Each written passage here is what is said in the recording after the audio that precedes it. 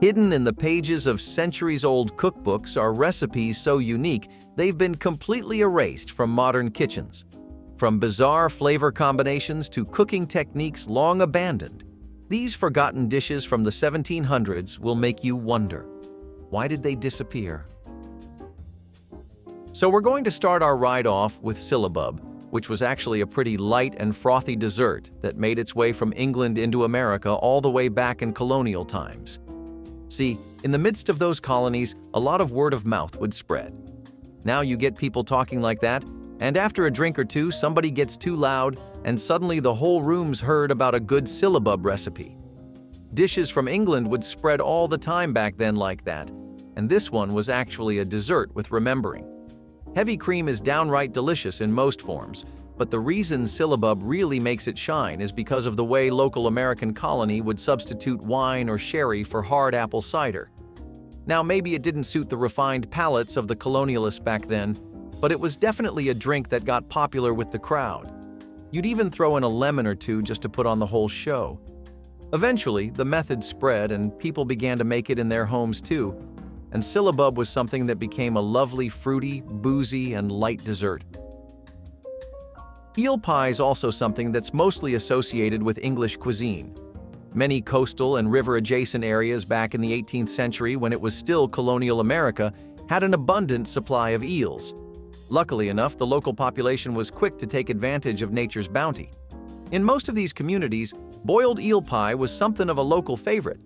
It was a practical recipe and a really filling dish, meaning that it got the best of both worlds. So you had something that took barely no ingredients along with all the precious comfort that a good meat pie can offer you. Now, eels maybe aren't somebody's first choice of meat when it comes to picking out their pie fillings, but hey, times were clearly different. Now, see, speaking of ingredients, we do have some things in common. The seasonings back then are pretty much what you'd expect them to be now, meaning that thyme, sage, and parsley have a lot of cultural relevance to us apparently. But hey, it does work with eels if that's what you're wondering. You end up making the most out of all the oiliness of an eel, if you've ever had the pleasure or displeasure of having one. Now, hasty pudding was a staple dish back in those 18th century days, and for a lot of the same reasons as eel pie. See, it was a dish that had simplicity rooted in its core, so it was fundamentally just easy to make. It was something that made the most out of cooking traditions that were really foreign to the land though. They weren't used to cooking things the way they do in England. One of the first choices of grains was pretty American though. It was corn, and it was a lot of it. Sometimes people used oats and wheat, but they would always stick to corn as much as they could. Now the next thing was water and milk, and just a little bit of molasses or honey. So I guess if you really think about it, we've been recycling these ingredients for quite a while now. Either way, you might be wondering how all this makes pudding. Well, the milk and water make this porridge-ish thing, and the cornmeal, along with the molasses, ends up enhancing the texture of that in a pretty sweet way, meaning you get a pretty good treat for 5 minutes of effort. Swill milk cakes were something that were really just born out of tough times. They were the kind of thing people relied on when they were trying their hardest to be economical. These cakes were basically a shining historical example of how resourceful American kitchens have been throughout history, and how resourceful they've continued to be. But hey, let's get to the milk cakes. So the term swill mill basically meant milk that had either been diluted or was generally considered the shorter end of the stick. It was a byproduct in a lot of homes because it was usually like the last bit of milk that was left that had probably been sitting in a non-ideal place for a while. Still, a bit of wheat flour and cornmeal go a long way, and then you have the usual blend of molasses, sugar this time, you get treacles. Now, just a little bit of lard and butter really helped too, but what you'd end up with were these pretty fluffy cakes that were amazing for how simply they were made. Pigeon pie is also something that's pretty popular throughout the culinary landscape of the 18th century. It's something that the people appreciated for its intense, deep, gamey flavors, which, believe it or not, people loved back in the day. Nowadays, that's the kind of thing people usually detest about Mia, right? Smells too weird or strong. Anyway, pigeons were actually better off in that regard, since they apparently had a milder scent despite the flavor. Now, the pigeons here were kind of special They had been red specifically for the purpose of being cooked, so pigeon pie was something of a luxury item a few hundred years ago. Funny how the pecking order shifts so massively. Anyway, lots of recipes had your usual herbal seasonings, but the pastry crust made with butter and lard really worked well. It ended up being a homely pie that just brought the best out of its filling, which, hey, what more can you really ever ask of a pie? What you might find weird is that people actually did put fruits like pecans in there to spruce things up, which I honestly think I could do without entirely. Oyster ice cream is essentially one of those things that happens when you bring over an entirely foreign cooking culture to a land. It was a part of a series of unexpected culinary experiments that ended up happening throughout America back then. Sorry, I probably make it sound like more of a cultural phenomenon than it really was. What I'm referring to was basically cooks exploring ways to do different things with the same old stuff they had been working with after being exposed to the English way of doing things. See, normally you'd toss an oyster in a stew, but this time, the briny liquor was the star of the show. See, oysters make a really specific tasting liquor, and that's something that most cooks take advantage of in their dishes today too. Now, the base of this thing was pretty amazing too, and I know you're wondering how ice cream that's oyster flavored can ever be described with the word amazing, but hear me out. Eggs were basically used to thicken the mixture, so you already had a velvety ice cream, and of course, it is ice cream, so it had to be sweet. Heavy cream, milk and sugar were used for the foundation of the ice cream, and just a bit of sherry. What you got was this really oceanic ice cream that's unlike anything we can find today. Mutton turnip stew was a quintessential meal that was popular throughout America for how good it was at being a one-pot recipe. Back then, it was a pretty common thing for people to rear sheep and live off of the land as best they could, and this stew was a mighty fine way of doing that. You got an incredibly warm dish that was amazing for the winters and the harsh climates of the New World, and it also made you tough and strong, which you really had to be to get through a typical day of labor back then. Now, turnips were one of the most popular things to throw in there, along with onions, carrots, parsnips, and your typical herb suspects. What you got at the end was this really savory stew with an incredible meaty flavor and a thick broth. This was a dish that people grew attached to because of how good it was at setting the vibe right at the dinner table. And turnips were everyone's favorite back then anyway, too. Plus, it might have started the whole one-pot thing. Flummery was basically a dish that was this really soft pudding that was something that local households made just to feel fancy about themselves. You know, the type of thing you make on a Wednesday where you have more time than you know what to do with for once. Now, it was a pretty straightforward dish, which wasn't typical of desserts, or at least that was the public perception back then. That kind of added to the appeal because, like most dishes you'll find no here, it was pretty simple and blunt. You had ground oats, corn flour, and some arrowroot, and that last one was really important in setting that gelatinous tone just right for this dish. Then you had milk and water for the base, and warm spices with your usual sweeteners. What you got was this dish that was just as soft as it was sweet, but it was the kind of thing where the flavors were really subtle, but the more you chewed, the more you'd notice them. Does that make sense? If it doesn't, let's just say it packs a sneaky punch. It was a way for people to have an easy dessert back then, and it was something that could really be changed up.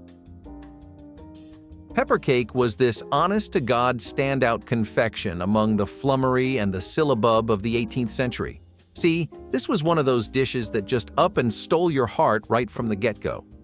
It was simple, really, the kind of thing that'd get you rolled over crying about how good Mom's cooking used to be.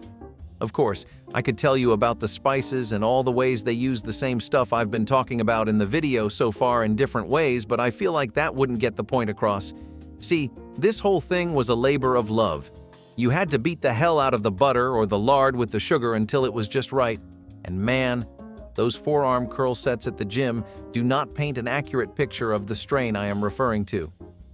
Next, you really had to be careful with how you folded in the spices and flour. If you didn't pay your due diligence, you may very well have ended up with a soggy mess, and then your kids wouldn't be happy. Now would they? The cake was something that showed you had someone making something with a lot of love for you. And hey, all those spices counted for something. This baby hit like a truck. You know, Of all the never-ending abundance of interesting do-it-yourself Frankenfoods people came up with throughout history, I think one of the most notable ones in my God-given brain has to be calf's foot jelly. This dish was essentially a complete makeover and the kind you'd pay top dollar for. The reason I use the word makeover is because calf's feet aren't really anyone's idea of a good time.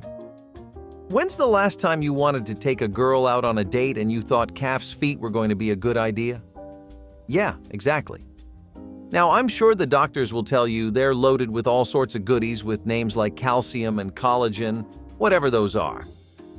But hey, feet are feet, and I like mine, yours, and any calf's at a certifiable distance from my mouth. But hey, people had a way of making things work back then.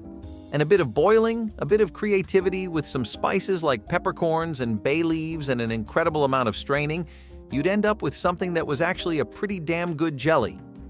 And hey, it meant you weren't wasting anything at all as far as the animal was considered, and that's Jesus-approved behavior. Beaver tail roasts were something that were pretty common in North America back in the day. You see, beavers had become something of a local resident in the waterways back then, and they had become something of a community pillar throughout the land in general. Now, besides the usual dam work and scurrying about, these bastards also made for an incredible roast, and huntsmen weren't really keen on letting critters go back then. They were one of the best things to have if you were a frontiersman, and in that context, what's in your bag might as well be worth more than your money. If you were packing beavers, you had good food. Now, funnily enough, the back end of the little nuts is what people preferred the most. The tail meat was something that people loved for the decadent mix of lean muscle and fat, which, mind you, had to be trimmed pretty carefully so this dish could work. Now, the tails were slow roasted in these open hearths, so you already know this is about to be some real gourmet business. People would enjoy these at celebrations and gatherings or when they just, wanted to start a fire and sit outside with their friends. I mean, the only other time they'd have this was out when they were camping, so. Mugget pies were these really modest pies that were pretty much the size of your hand, hence the word modest. They were a convenient and easy way for people to have portable food, and besides what was in your bag, how easy your stuff weighed to carry mattered a lot too. It was something that made the most out of the meat scraps that would usually be left over and some pretty humble vegetables that you'd find in pretty much everyone's pantry back then. A mix of minced meat and chopped meat like venison, beef trimmings, or mutton were essentially the core of this dish, with onions, carrots, and turnips all playing their part later on.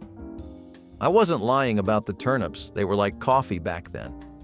Now what you got out of Mugget pies was Hit's really nice savory pie that had an incredible tenderness to it. I know that's something we pretty much always expect to come with our pies, but this one was special, all right? All that meat baked wonderfully and it was soft down to the very last strand. These pies were a way for people to have easy and quick food that did what they needed it do, keep them strong and going on, whether they were lasting out a long journey or a tough week with no food. Salmagundi might sound like something out of Norse mythology, but it's actually just this really cutesy salad. Salmagundi was a colorful and composed array of ingredients that were honestly a lot better than I am at showcasing what the palate of the 18th century was. They were showcasing the culinary scene back then for what it was, a melting pot of different influences. You had European customs melting in with American ingredients, flavors, and convenience, which really isn't all that different from what was happening just 60 years ago in the 90s. History's funny like that. Anyway, after getting the vegetables together, which was basically just stuff like lettuce, radishes, beets, onions, turnips, again, yes, cucumbers and whatever else you had handy and some cold meats, people would add fresh game or leftover scraps, whatever they happened to have on hand at the moment.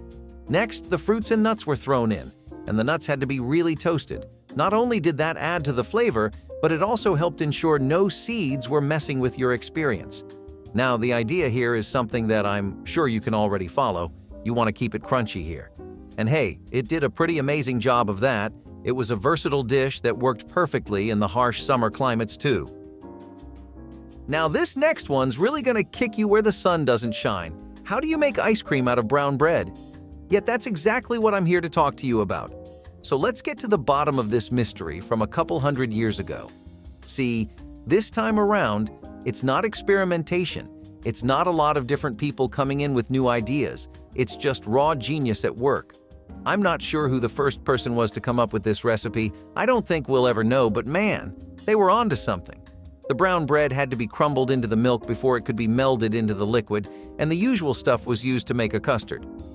Once that was done, you had to let it cool. And once it was just cold enough, you had to churn it until it was just the right consistency.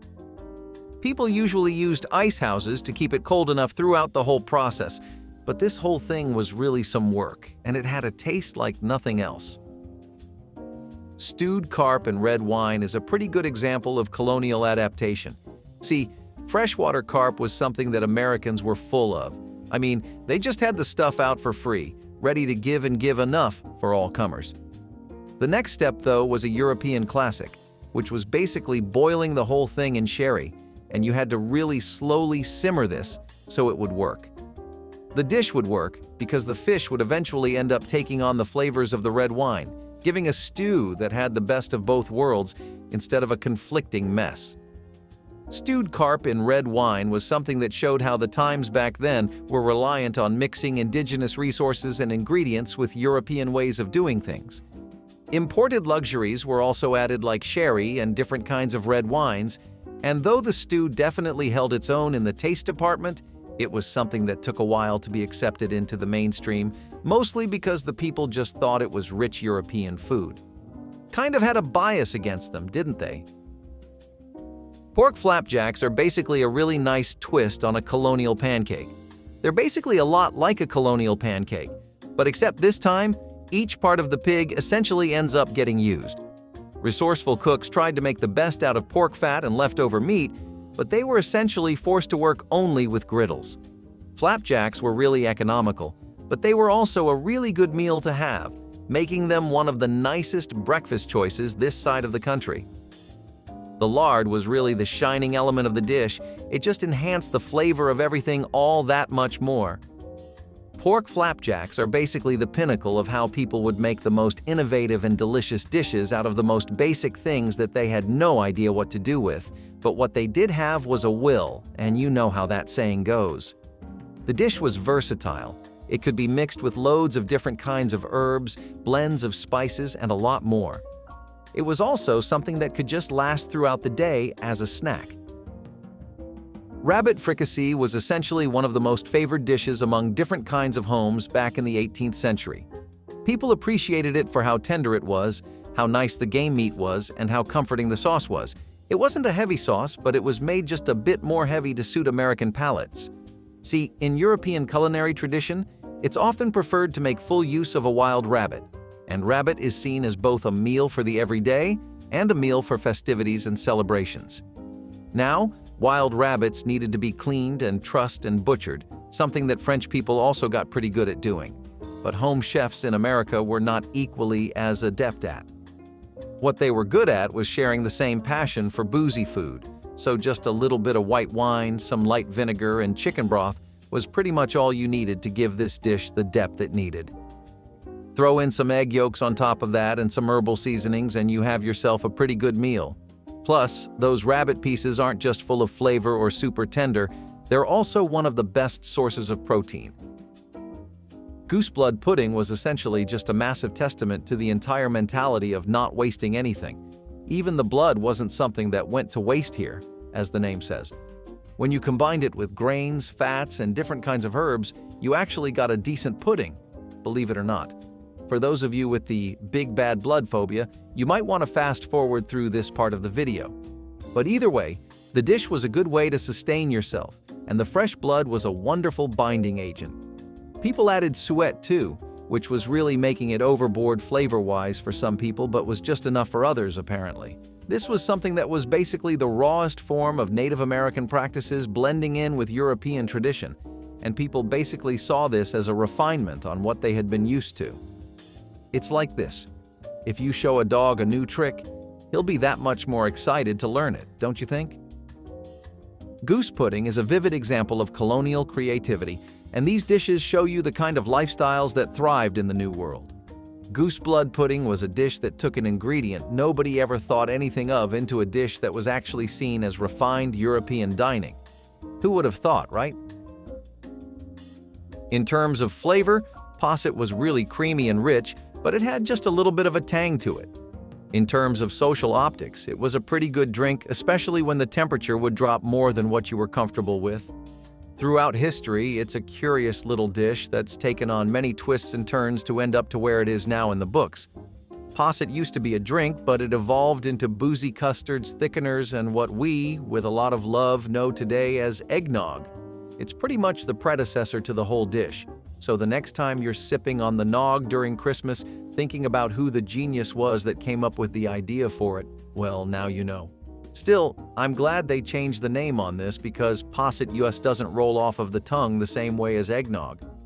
Posset was essentially just a really warm drink with medicinal properties too. It was heated milk and cream in a pot, and with a little bit of sherry or brandy stirred in to help curdle the milk. It wasn't a lot, and it didn't take an expert chef to make. You just needed to have booze you were happy with and some pretty good cream for the full effect. Now, hardtack was really just what you would consider to be the total thematic, tonal, and culinary opposite of Posset. Kind of like the way red is for blue, the way Batman is for Superman. It was a dish that was essentially built to last as long as it possibly could, and it was often something that people used for lots of military rations and travels. Long journeys with few stops in between? Yeah, hardtack was going to keep you at least a decent bit away from the edge of a bad hunger pang. It didn't even take anything, just flour, water, and sometimes a little bit of salt. All you had to do was have a roller and be semi-good with a knife so you could cut the shapes. And that's not really that much of an ask from anyone, is it? Let's talk about the biscuit itself, though. While Posset went on to inspire one of the most iconic drinks throughout all of American history, not just the 18th century, hardtack was dry, dense, and extremely flavorless, and essentially is only remembered as something people ate during tough times and when they had nothing else to substitute for it. It had a bit of a nutty taste from the flour, but really, that was it. A deep dive into the world of baked hedgehogs will reveal that they were not actually made from hedgehogs. Instead, they were really just an almond dessert. You know, the same way you can paint a white canvas with 10 different shades of white and call it Rabbit in a Snowstorm or something. People will use anything as long as they think it works. Popular and wealthy homes were basically the ones where you would see this dish the most often. And in wealthy households, elaborate, extravagant, and very exaggerated presentation was often the main attraction. Instead of, you know, the food. Anyway, you can't say that about this one because these blanched almonds, once grounded into a fine paste and mixed with some eggs, sugar, and butter, make the perfect base. People used to throw in rose water or orange blossom water in there too, just to give it a bit more of a floral touch, and it would actually end up working. The scent of aromatics, warm spices, flowery waters, and golden hues made this dish stand out at any table it was presented on.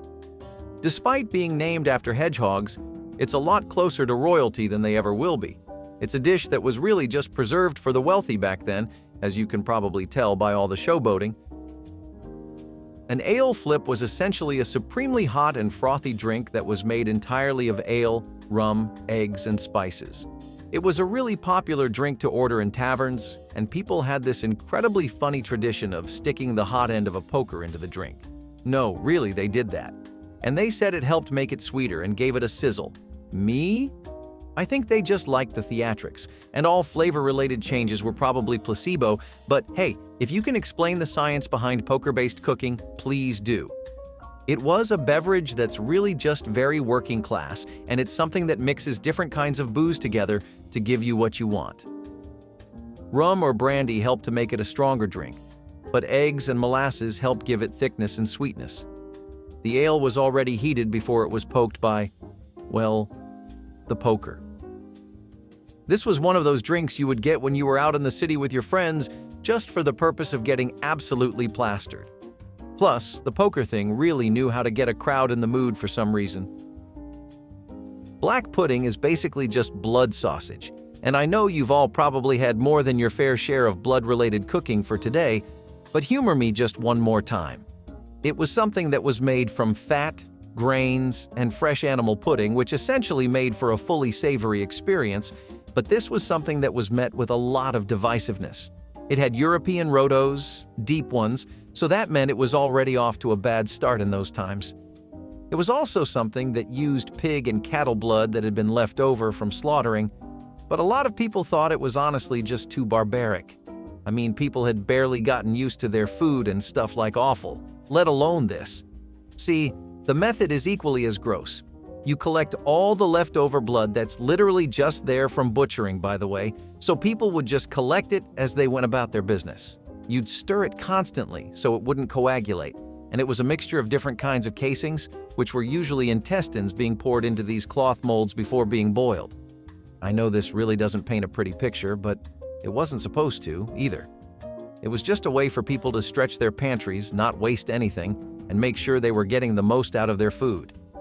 Still though, wow, the difference in time periods is amazing. I think most people would low-key freak out if you served them this. Now see, venison pasties were the perfect example of a savory pie done right.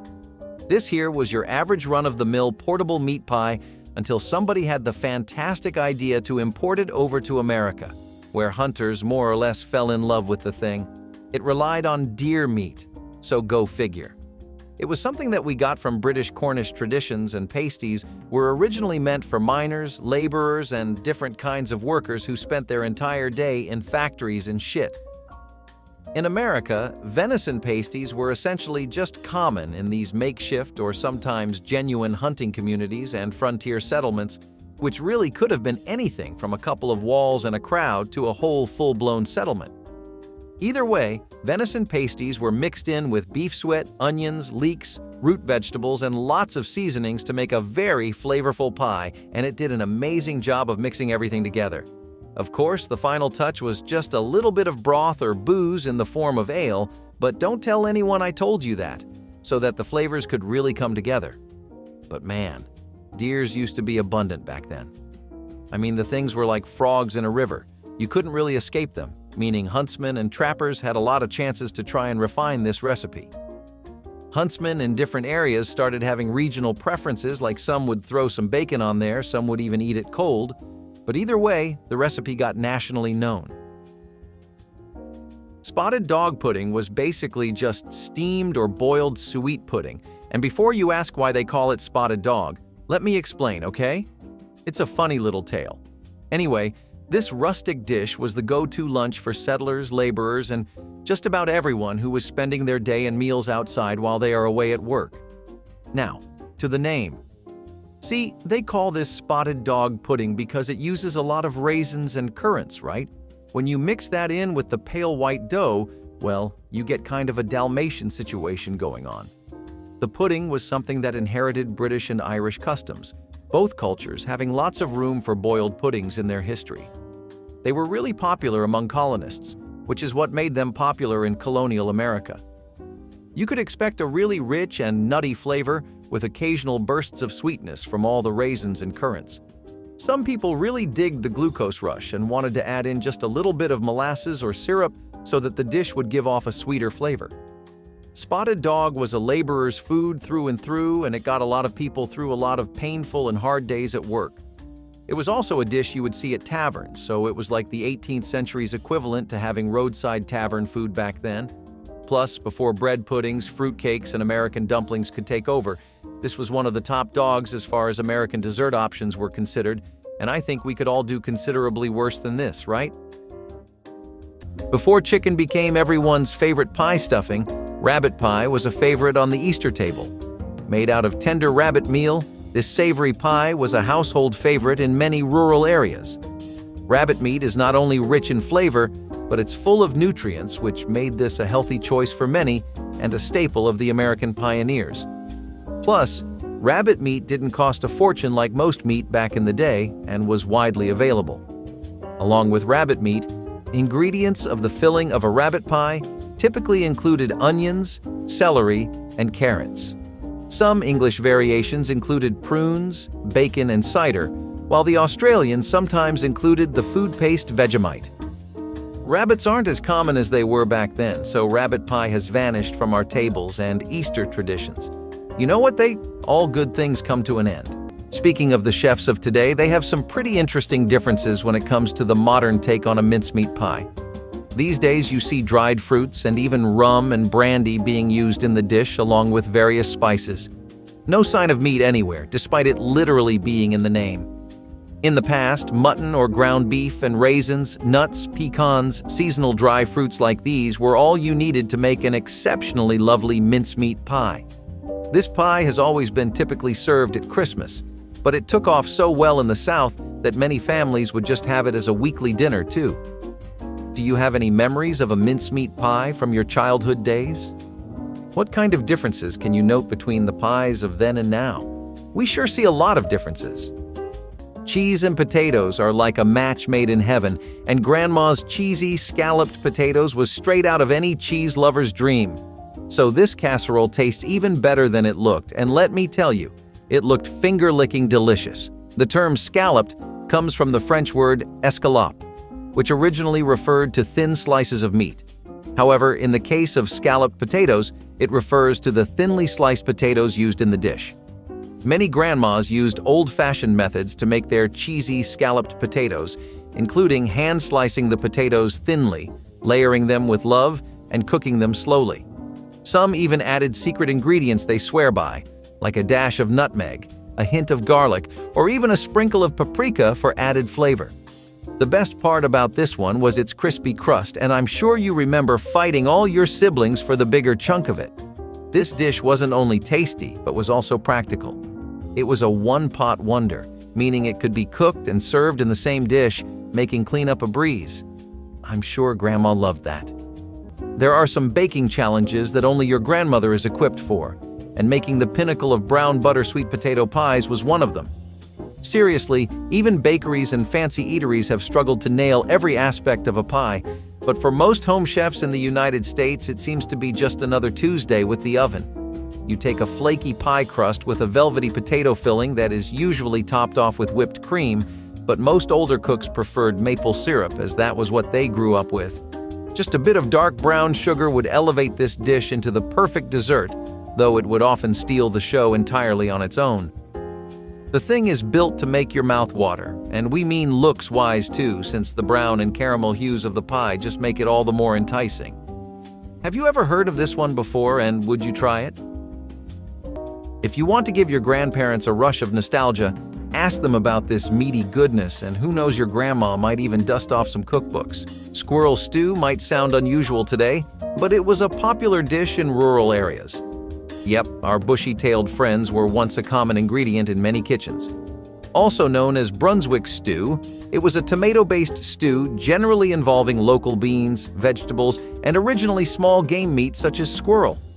However, many variations from around the world used rabbit meat too. The origin of this meaty stew is controversial at best, as the states of Virginia and Georgia both claim its birth, with Brunswick County in Virginia and the city of Brunswick in Georgia claiming it was developed there. To keep things peaceful, let's just say Virginia and Georgia both played a role in creating this delicious stew. Squirrel meat was easily hunted and provided a necessary source of protein. With the rise of chicken, squirrel stew has fallen out of flavor. But hey, this one is pretty easy to whip up and will satisfy your Thursday night meat cravings like no other. A favorite of not just grannies across the nation, but also George Clooney. Transparent pie raises an eyebrow because you hear the name and get curious, and that is why you come to the dish, but people always stay for the killer flavor. Nobody knows where the first transparent pie really originated from, but it has been popular in the South and Midwest in places like Mason County in northern Kentucky.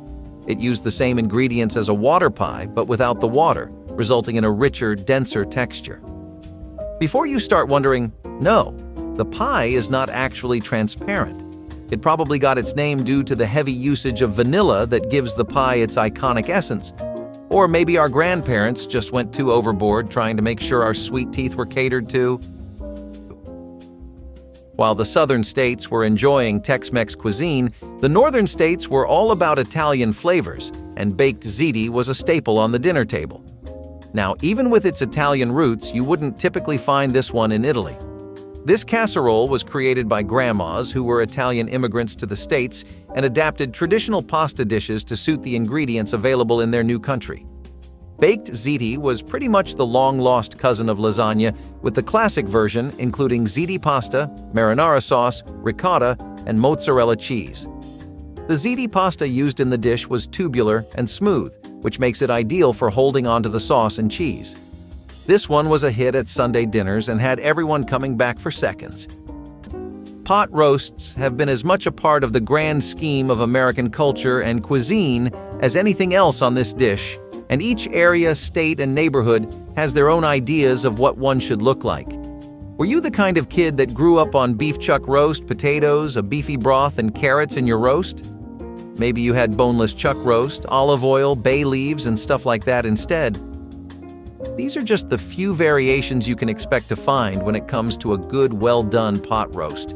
The perfect party snack or a great one to pull out for an incredibly large family dinner with the in-laws and extended family, this is one dish that never fails to pull through, especially when a seasoned cook is behind it.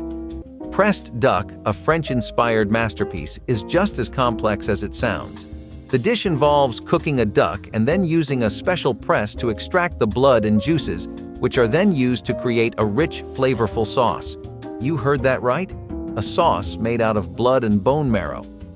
Now, before you wrinkle your nose, this dish was a showstopper at French restaurants back in the day, and its unique taste spoke for itself. The complex dish was a specialty of Rouen, and its creation was attributed to an innkeeper from the city of Duclair. It's also known as canard à la presse, and is a specialty of the Tour d'Argent restaurant in Paris. Cooking pressed duck isn't a job for the weak and requires special time and effort, which is exactly why it has become a rare dinner time on our tables now. And then, of course, not everyone has a knack for eating a sauce made out of bone marrow. We all love a good chiffon pie cake, and grandmas are known to get pretty busy with them, especially if it is for a special occasion.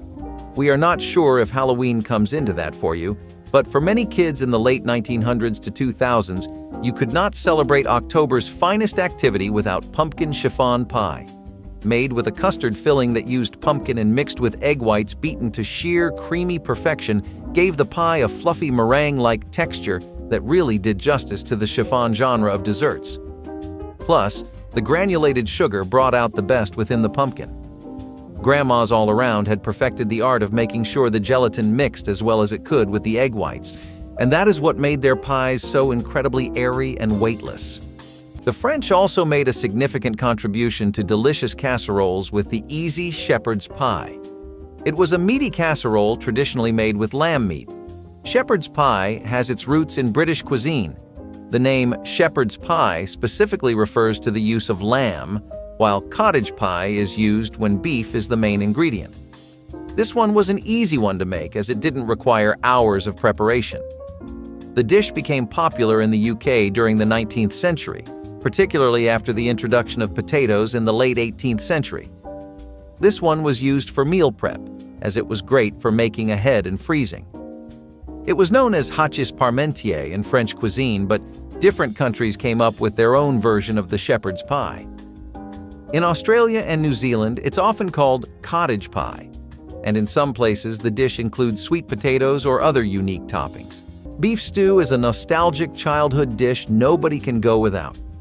Fresh pearl onions and a broth made out of the beef stock were the tricks to an unbeatable stew that is sorely missed every time you eat one that is not your grandma's. The modern-day beef stew involves an entire list of 10 ingredients for better readability that feels more like an overdone broth mixed with a lot of toppings. But that is because beef stews have gone a bit out of fashion unless you are in the South. This is also because beef stews today are usually made with red wine as a base. But the hearty and vigor-filled ones of your childhood were all about keeping it simple with vegetables and a solid cut of beef. Jellied eels were a staple on the dinner table back in the 1900s. This dish was whipped up in London in the 18th century, when a bored chef decided to mix things up a bit. Here's the thing. Eels were dirt cheap back in the day, so they were everyone's favorite source of meat. The dish consisted of chopped eels boiled in a spiced stock and allowed to cool and set, forming a jelly. It was usually served cold and made a good substitute for dessert. Since it was light on the pockets, the English loved to serve it at dinner parties and festivals, It also made its way out to other parts of Europe such as Denmark and Sweden, which came up with their own versions of the jelly. You won't find a lot of people talking about jellied eels now, because it has largely disappeared from the British menus. But hey, if you're ever feeling adventurous enough, I say give this one a try. Vegetable pie recipes go all the way back to Europe, but this is about America, so let's stick to the Cliff Notes version of our history tour. Sweet potato pie actually got very popular in the southern parts of the USA during the colonial era, when America was still a colony under the British Empire. Sweet potatoes had always been used by Southern folk in their desserts. Initially, the vegetable was popularized by Black American households that spread their magic across the nation. It gets more interesting, though, as word is they got the idea from Native American cooking practices. Basically, the rabbit hole of who made it first can go deep, but none of that matters when you consider how cost-effective and delicious this pie is. Potatoes in general were becoming the top most consumed vegetable, and to find a way to incorporate it into a dessert for the masses is cooking talent at its finest. Remember when Campbell's cream of mushroom soup and canned tuna were the stars of the food aisle back in the day? Well, Grandma took those humble ingredients and spun them into her classic tuna noodle casserole. During the 1950s and 1960s, convenience foods were all the rage, and tuna noodle casserole fit the bill perfectly. It was a post-World War II creation and was whipped up in no time with ingredients already on hand. Plus, it was a classic comfort food that brought everyone together at Graham's dinner table. During the mid-20th century, tuna noodle casserole was a mainstay in American cookbooks and cooking magazines. It was often featured in advertisements and was promoted as a quick and easy dish for the busy homemaker. This one fell out of flavor, but thanks to the recent revival of noodle dishes, we might see this one back on the menus soon.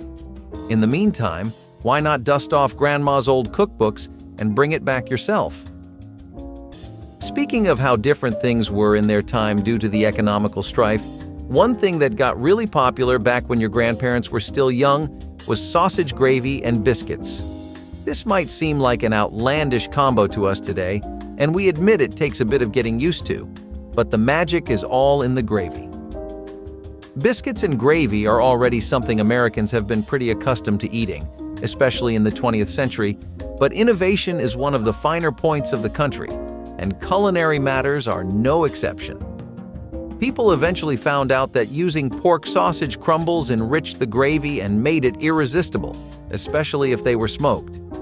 Usually, biscuits like jumbo buttermilk ones make for a great side to the dish, but even the gravy alone was worth eating on its own.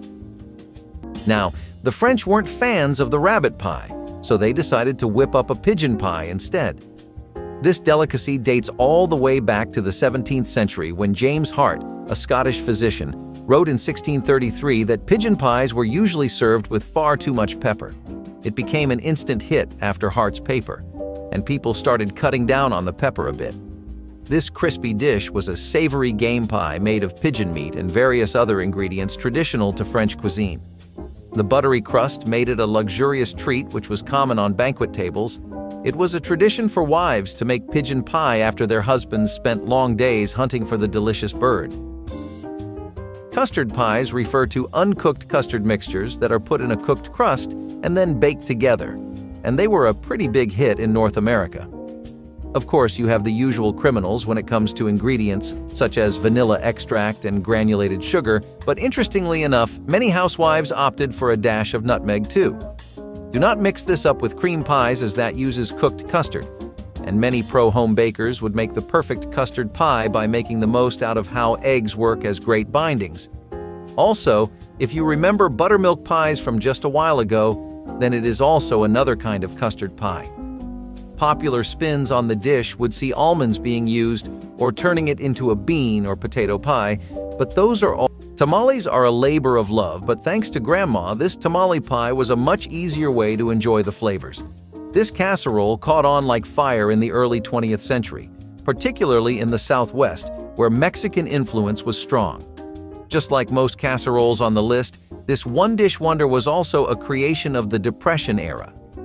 Some versions of this pie started out as a way to use up leftovers, such as bits of meat, vegetables, and even leftover chili. But hey, no one complained because the end result was a delicious dinner. Many families have an heirloom recipe for this casserole passed down from generation to generation. So if this casserole brings back memories from your childhood, it might be time to give Grandma a call. She could be holding on to a secret recipe that she's finally ready to pass down to you. Now, mashed potatoes and gravy need no introduction or explanation. Everyone and their mother's mother has had it. But did you know how good they were at making it? Receiving this dish from the chefs of generations ago was an entirely different experience in comfort. We do not know what spices they would mix, as each area had its own variations, with some even using mushrooms. Most popular was coriander, thyme, black pepper, and some oregano.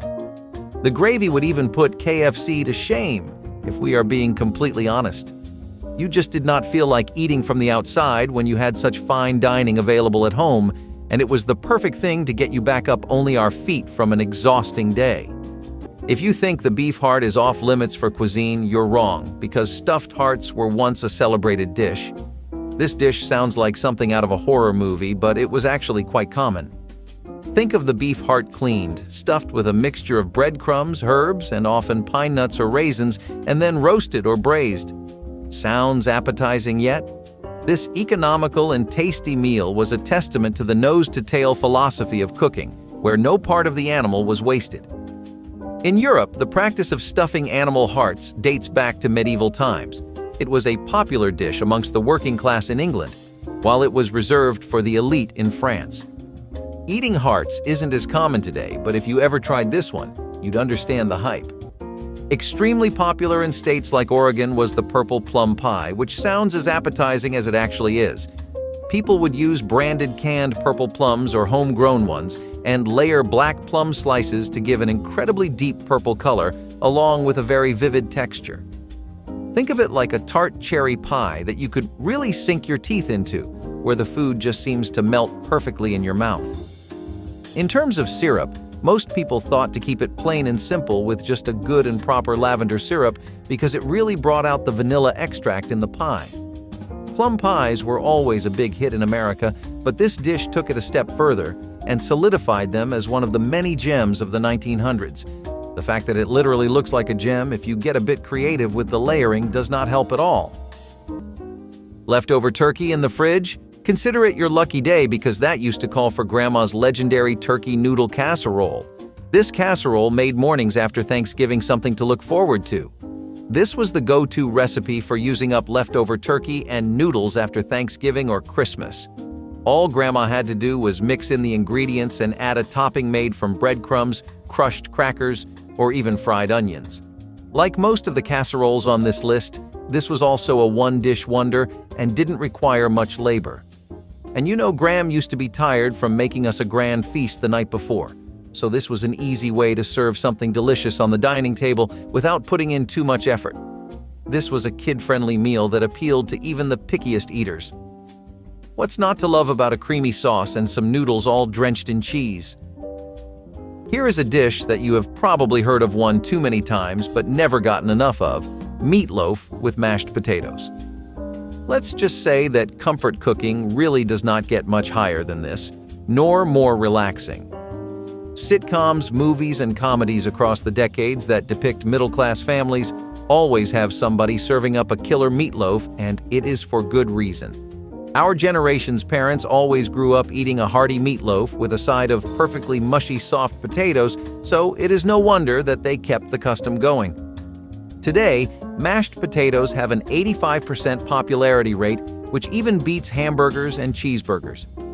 You would think that those would be America's top one, but it seems nothing can beat Gran's meatloaf classics. But hey, tastes change, and so do our feathered friends. Ever wondered what the ultimate American comfort food was back in the day? Well, the only right answer is the veal and ham pie. This hearty pie combined the delicate flavors of veal with the salty goodness of ham. The pie's popularity surged during the Victorian era. It originated in the kitchens of English settlers and was a practical choice for using up leftovers, but soon became a meal for the elite. While it was a luxurious delicacy in England, it was a staple in large households in America. Not only was it easy to whip up, but was also cheap to make, which made it perfect for communal gatherings and large families. Buttermilk coconut pies were usually 9-inch pie crusts filled with this rich, thick buttermilk custard that had these tropical notes of coconut accompanying it. Most people in the 1900s had this locked down and would regularly make it, passing the recipe on to their kids so that they could make it for their children one day. You cannot teach your grandmother to suck eggs, though, and neither can you teach her how to make a better coconut pie. Whether it was the amount of buttermilk, the flaky but crumbly crust, or the custard filling that lured you into an incredibly peaceful food coma, is beyond us. Buttermilk coconut pies had it all, though, and no one knew what the secret was. Was it how they beat the eggs to perfection, or the small window of a few seconds between perfectly golden brown and overdone? Either way, making one of these was like a Tuesday afternoon reflex to many grannies. So, squash might not be our top pick on a regular day, but Grandma's squash casserole was so irresistible that we found ourselves going back for seconds, or even thirds. This casserole was a staple in Southern cuisine and was Gram's favorite way of sneaking nutrients into our dinner. Squash is rich in vitamins A and C, potassium and fiber, making it a wholesome choice. Now, this dish was typically famous in the summer when squash was available in abundance, but you could freeze the veggie and enjoy it all year round too. Squash casserole was highly customizable, meaning Gram could tweak it by adding cooked bacon, sausage, or even fresh herbs. The secret ingredient that gave this bad boy its unique taste was a dash of hot sauce, so next time you attempt making this dish for a potluck, don't forget the key ingredient. Thank me later! Southern skillet cornbread has been a beloved memento of the South for many decades to the rest of the nation, but in the area, it is a tradition that goes back all the way to the 18th century. History books tell us that it comes from Native American cuisine, and it makes sense since a lot of Native American cuisine was very cost-effective. It is kind of everything you would want in a home-cooked meal, easy on the wallet, simple ingredients you can find at any nearby store, and little prep time, which means you can get your cravings fulfilled immediately. Plus, most cooks back then were so accustomed to it from a lifetime of making cornbread in these cast iron skillets that they could make it much faster than even an experienced cook.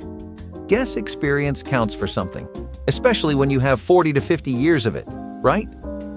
Straight out of the royal family's dinner table, beef Wellington was a beef steak dish with the perfect regal twist.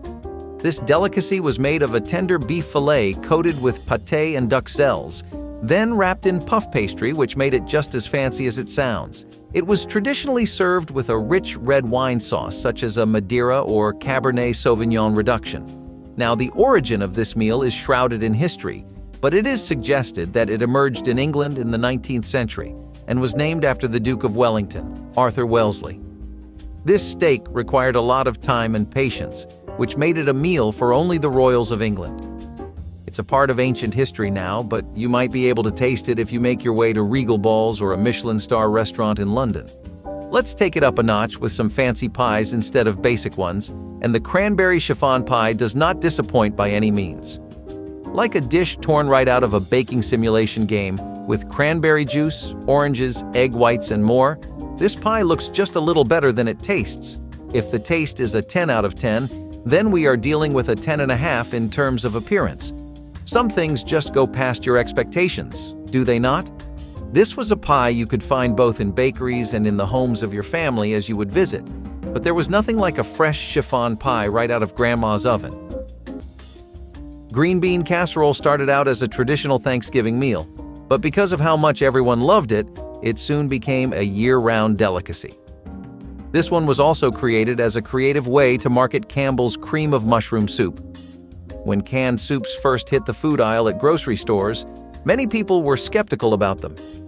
Introducing new recipes was a way of encouraging people to add them to their daily meals, and Grandma really followed through with this one. The original recipe, known as the green bean bake, was developed by Dorcas Riley, a home economist at Campbell's. It combined green beans, cream of mushroom soup, and fried onions, and it was published in the company's recipe booklet. Our sweet old grandmas decided to make this one better by adding their own twists to the original recipe. Although traditionally rich and creamy, There were lighter versions of green bean casserole that used lower fat ingredients or alternative toppings to make it healthier. If you ever found yourself wondering what people did to celebrate fall back in the days of your grandparents, then wonder no longer, because we have the answer. Dishes like butternut squash mac and cheese fulfilled that craving of comfort food that the fall season tends to bring, while also being new and fresh enough to keep things interesting. Mac and cheese is already known for being pretty creamy texture-wise, but the squash just takes that and amplifies it tenfold. Also, it sneaks in some sweetness in there too, which really brings the entire dish full circle. This dish is a favorite of people who are in their 40s or 50s, and they would always go overboard with the squash. The difference in this dish is that it does not require you to make a roux with flour and butter and uses pureed roasted squash as the base for the cheese sauce. It actually works a lot better than regular mac and cheese. One blessed thing about the hand of a passionate grandparent cooking for their favorite family members is that they always knew how to get the best out of the bland and boring. Things like apples were suddenly key players in cultural delicacies like apple cider vinegar pie, when before, parents would struggle to get their kids to even maintain eye contact with an apple for more than 10 seconds. Granted, these were sautéed apples with vinegar, vanilla, cinnamon, and a lot of time in the oven, but they were still irresistible. A good cinnamon or maple syrup was the perfect sauce to round this pie off and bring its full potential as an acidic but sweet slice of heaven out. Apple cider vinegar has been a popular hit in America for many decades now, and it does not look like the grandparents of today intend to change that. This next one remains a favorite at the holiday dinner table. I'm talking about the cheesy hash brown casserole. This dish is also known as funeral potatoes, because it is commonly served as a side dish during traditional after-funeral dinners. However, it is also popular at potlucks and other social gatherings, sometimes under different names. The dish usually consists of hash browns or cubed potatoes, cheese, onions, cream soup or a cream sauce, sour cream, and a topping of butter with cornflakes or crushed potato chips. It typically uses frozen hash browns, which makes the preparation quick and easy. While it was often served as a side dish, cheesy hash brown casserole was also enjoyed for breakfast or brunch. Now, that's a breakfast I'd never skip. Moreover, this dinner meal is so famous that during the 2002 Winter Olympics in Salt Lake City, one of the souvenir food pins featured this casserole. A recipe that is largely forgotten right now but still made some noise back when it was really popular in the 20th century is shrimp and grits. The secret to an incredible plate of these was all in the milk, butter, and cheddar cheese. Depending on the quality and how you handled it, you would ever have shrimp that had not really absorbed the flavor or the best seafood experience you could hope to have at home. Luckily, over many long years, the home cooks of our nation perfected the recipe and kept passing it down, one generation to the next. Some chopped bacon for a smoky flavor, or sausage drippings were also really popular picks for older chefs to run with. Grits would be made with dent corn and often boiled, then mixed with the butter and milk. How did your family make these, if they ever did? A lot of our grandparents had to go through one of the most haunting patches of history, the Great Depression, and they had to whip up entirely new cooking ideas to get by. One of these was the water pie, which created a buttery pie with the main ingredient being its namesake, literally just water. So actual ingredients for pies became so incredibly difficult to get, and people had to go weeks without what was once easily available comfort food.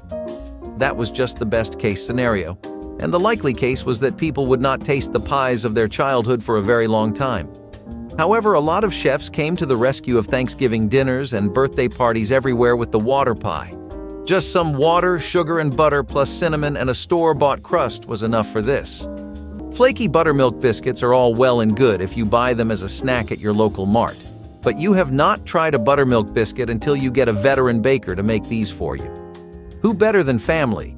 And what family member is more skilled in baking than your trusty grandmother? Well, not all of them cook or bake, but the nation has more than its fair share of grandma's creamy buttermilk recipes floating around the internet and cookbooks from dozens of years ago. Practice always makes perfect, and most home chefs learned that the great secret of an impeccable buttermilk biscuit is to not overmix so that you avoid flat and tough biscuits. These were extremely common as snacks to give to children in the family during holidays and were the perfect pairing for a gift basket.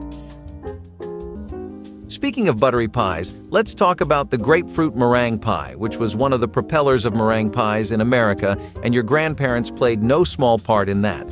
Citrusy, creamy, and sour but fruity, this pie had an incredibly diverse range of flavors, giving it an edge over other pies in the game. It stood out for all the right reasons, and the aroma called to you every time, especially if it was coming from your grandmother's house as you got out of the car. Golden brown tart lemon layers with the sweetest, thickest meringue you could imagine on top, and some fresh grapefruits right from the market was about as good as being a kid could get in the 20th century. Now how's that for a blast to the past? Comment which food you found the most interesting down below, and don't forget to like and subscribe.